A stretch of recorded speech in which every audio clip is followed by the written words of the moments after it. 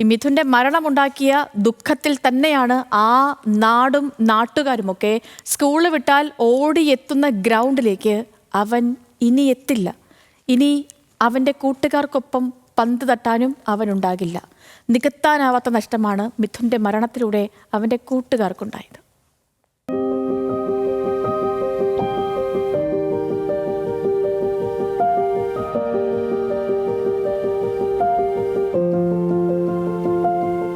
ഇവിടെ ഇവർക്കൊപ്പം പന്ത് തട്ടേണ്ടിയിരുന്നവൻ, ഇന്നലെ വരെ തല്ലുകൂടാനും കളിക്കാനും ഒരുമിച്ചുണ്ടായിരുന്നവരാണ്. ട്യൂഷൻ കഴിഞ്ഞ് സ്കൂളിലേക്ക് യാത്ര പറഞ്ഞു പോയതായിരുന്നു മിഥുൻ.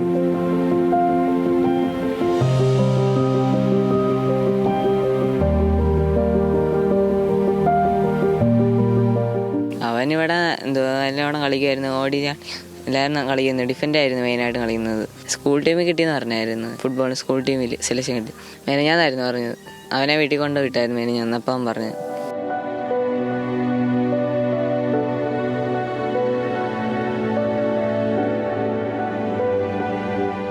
ഇതായിരുന്നു മിഥുൻ്റെ കളിയിടം. വീടിൻ്റെ തൊട്ടു മുന്നിൽ തന്നെ. അവൻ്റെ മരണം നിറച്ച ശൂന്യതയാണിവിടെ.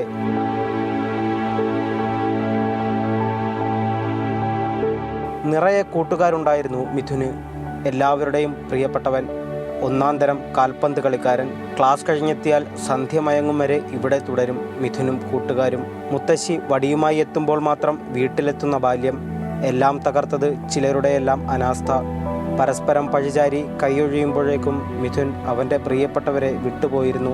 മരണത്തിന് 2 ദിവസം മുൻപാണ് മിഥുന് സ്കൂൾ ഫുട്ബോൾ ടീമിൽ ഇടം ലഭിക്കുന്നത്. ആ സന്തോഷത്തിലായിരുന്നു അവൻ.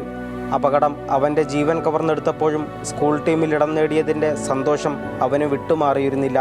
ഈ ഗ്രൗണ്ടിലേക്ക് മിഥുൻ ഇനി കളിക്കാനെത്തില്ല.